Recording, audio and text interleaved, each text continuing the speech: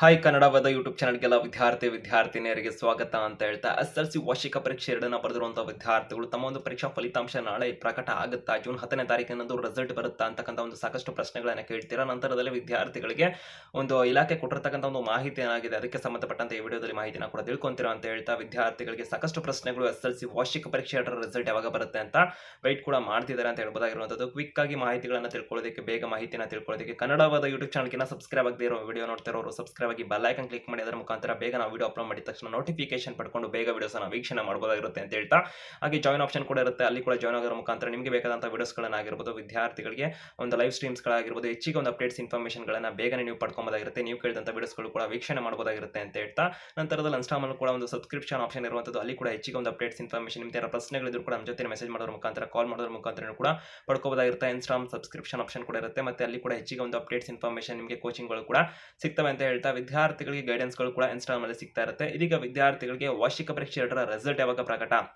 ವಿದ್ಯಾರ್ಥಿಗಳಿಗೆ ಮೇ ತಿಂಗಳ 26ನೇ ತಾರೀಕಿನಿಂದ ಜೂನ್ ತಿಂಗಳ 2ನೇ ತಾರೀಕಿನ ತನಕ ವಾರ್ಷಿಕ ಪರೀಕ್ಷೆಗಳು ಕಂಪ್ಲೀಟ್ ಆಗಿರುವಂಥದ್ದು, ಎರಡನೇ ವಾರ್ಷಿಕ ಪರೀಕ್ಷೆ.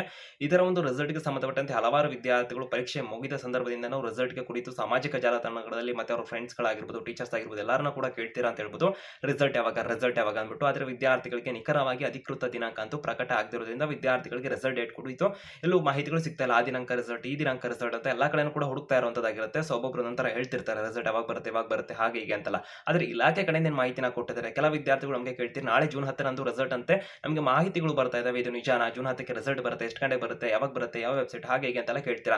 ಸದ್ಯಕ್ಕೆ ವಿದ್ಯಾರ್ಥಿಗಳಿಗೆ ಇರುವಂತಹ ಮಾಹಿತಿನ ತಿಳಿಸುವಂತಂದ್ರೆ, ಇಲಾಖೆಯವರು ಏನು ಮಾಹಿತಿನ ಕೊಟ್ಟಿದ್ದಾರೆ ಅಂತಂದ್ರೆ, ಸೊ ವ್ಯಾಲ್ಯೂಯೇಷನ್ ಜೂನ್ 6ನೇ ತಾರೀಕು 2025ರಿಂದ ಕರ್ನಾಟಕ ರಾಜ್ಯದಲ್ಲಿ ಒಂದು ಪರೀಕ್ಷೆ ಬರೆದಲ್ಲ ವಿದ್ಯಾರ್ಥಿಗಳು, ಅಂದ್ರೆ ವಾರ್ಷಿಕ ಪರೀಕ್ಷೆ ಒಂದರ ಬರೆದಂತ ವಿದ್ಯಾರ್ಥಿಗಳ ಪೈಕಿ ಒಂದು 62ರಿಂದ 63% ವಿದ್ಯಾರ್ಥಿಗಳು ಪಾಸ್ ಅಂತೂ ಆದ್ರು. ಅಂದ್ರೆ ಬಹುತೇಕ ಇನ್ನ ವಿದ್ಯಾರ್ಥಿಗಳಿಗೆ 37-38% ವಿದ್ಯಾರ್ಥಿಗಳು ಫೇಲ್ ಆದ್ರು. ಅಂದ್ರೆ ಬಹುತೇಕ ವಿದ್ಯಾರ್ಥಿಗಳು ಅಂದ್ರೆ ಆಲ್ಮೋಸ್ಟ್ ಒಂದು 5 ಲಕ್ಷದ ಆಸುಪಾಸಿನಲ್ಲಿ ವಿದ್ಯಾರ್ಥಿಗಳು ಪಾಸ್ ಆದರೆ 3 ಲಕ್ಷದ ಆಸುಪಾಸಿನಲ್ಲಿ ವಿದ್ಯಾರ್ಥಿಗಳು ಅನುತ್ತೀರ್ಣ, ಫೇಲ್ ಆಗಿರೋದು, ನಾಟ್ ಕಂಪ್ಲೀಟೆಡ್ ಅಂತ ಬಂದಿರುವಂತದ್ದಾಗಿರುತ್ತೆ.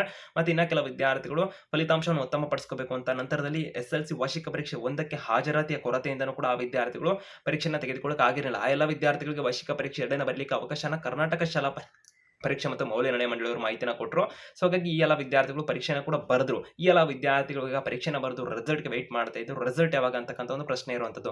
ಜೂನ್ 10ನೇ ತಾರೀಕಿನಂದು ರಿಸಲ್ಟ್ ಬರುತ್ತಾ ಅಂತೆಲ್ಲ ಪ್ರಶ್ನೆಗಳಿದೆಯಲ್ಲ, ಬರುತ್ತೆ ಅಂತ ಕೆಲವರು ನಂಬ್ಕೊಂಡಿರುವಂಥದ್ದು. ಇಲ್ಲ ವಿದ್ಯಾರ್ಥಿಗಳಿಗೆ ಜೂನ್ 10ನೇ ತಾರೀಕಿನಂದು ರಿಸಲ್ಟ್ ಕುರಿತು ಯಾವುದೇ ರೀತಿ ಅಧಿಕೃತ ಒಂದು ಪ್ರಕಟಣೆಯನ್ನು ಕರ್ನಾಟಕ ಶಾಲಾ ಪರೀಕ್ಷೆ ಮತ್ತು ಮೌಲ್ಯ ನಿರ್ಣಯ ಮಂಡಳಿಯವರು ಕೊಟ್ಟಿಲ್ಲ. ಸೊ ವಿದ್ಯಾರ್ಥಿಗಳಿಗೆ ರಿಸಲ್ಟ್ ಅಂದ್ರೆ ವಿದ್ಯಾರ್ಥಿಗಳಿಗೆ ಅದಕ್ಕೆ ಒಂದು ಪ್ರಶ್ನೆಗಳಿಗೆ ಕೇಳ್ತಿರಲ್ಲ. ಇಲಾಖೆ ಕೊಟ್ಟಿರುವಂತಹ ಮಾಹಿತಿ ಏನಾಗಿರುತ್ತೆ ಅಂದ್ರೆ, ಜೂನ್ 6ರಿಂದ ವ್ಯಾಲ್ಯೂಯೇಷನ್ ಉತ್ತರ ಪತ್ರಿಕೆಗಳ ಮೌಲ್ಯಮಾಪನ ಕಾರ್ಯ ಶುರು ಮಾಡಿದ್ದಾರೆ. ಹಾಗಾಗಿ ವಿದ್ಯಾರ್ಥಿಗಳ ರಿಸಲ್ಟ್ ಅನ್ನ ಒಂದು ವ್ಯಾಲ್ಯೂಯೇಷನ್ ಕಂಪ್ಲೀಟ್ ಆದ ನಂತರನೇ ಅಧಿಕೃತ ದಿನಾಂಕ ಅಂತ ಪ್ರಕಟ ಮಾಡ್ತಾರೆ. ಸದ್ಯಕ್ಕೆ ಯಾವುದೇ ರೀತಿ ಅಧಿಕೃತ ದಿನಾಂಕ, ಈ ದಿನಾಂಕದಂದು ರಿಸಲ್ಟ್ ಪ್ರಕಟ ಮಾಡ್ತೀವಿ ಇಷ್ಟು ಗಂಟೆಗೆ ಈ ವೆಬ್ಸೈಟ್ ಅಲ್ಲಿ ಅಂತ ಎಲ್ಲೂ ಕೂಡ ಅವ್ರ ಮಾಹಿತಿನ ಕೊಟ್ಟಿಲ್ಲ. ಮಾಧ್ಯಮ ಪ್ರಕಟಣೆಯನ್ನ ರಿಸಲ್ಟ್ ಬರೋದಕ್ಕೆ ಒಂದಿನ ಮೊದಲೇ ಕೊಡ್ತಾರೆ. ಸದ್ಯಕ್ಕೆ ಈ ವಿಡಿಯೋ ಮಾಡ್ತಿರುವಂತಹ ಒಂದು ಜೂನ್ 9ನೇ ತಾರೀಕಿನ ಸಂದರ್ಭದ ತನಕನೂ ಮಧ್ಯಾಹ್ನದ ತನಕ ಯಾವುದೇ ರೀತಿ ಅಪ್ಡೇಟ್ ಅನ್ನ ಇಲಾಖೆಯವರು ಕೊಟ್ಟಿಲ್ಲ. ರಿಸಲ್ಟ್ ಸಂಬಂಧಪಟ್ಟಂತೆ ಅಧಿಕೃತ ಒಂದು ಮಾಹಿತಿ ಮಾಧ್ಯಮ ಪ್ರಕಟಣೆ ಬಂದಂತ ಪಕ್ಷದಲ್ಲಿ ಕನ್ನಡವಾದ ಯೂಟ್ಯೂಬ್ ಚಾನಲ್ ಮಾಹಿತಿನ ನಿಮಗೆ ಕೊಡುತ್ತೇವೆ.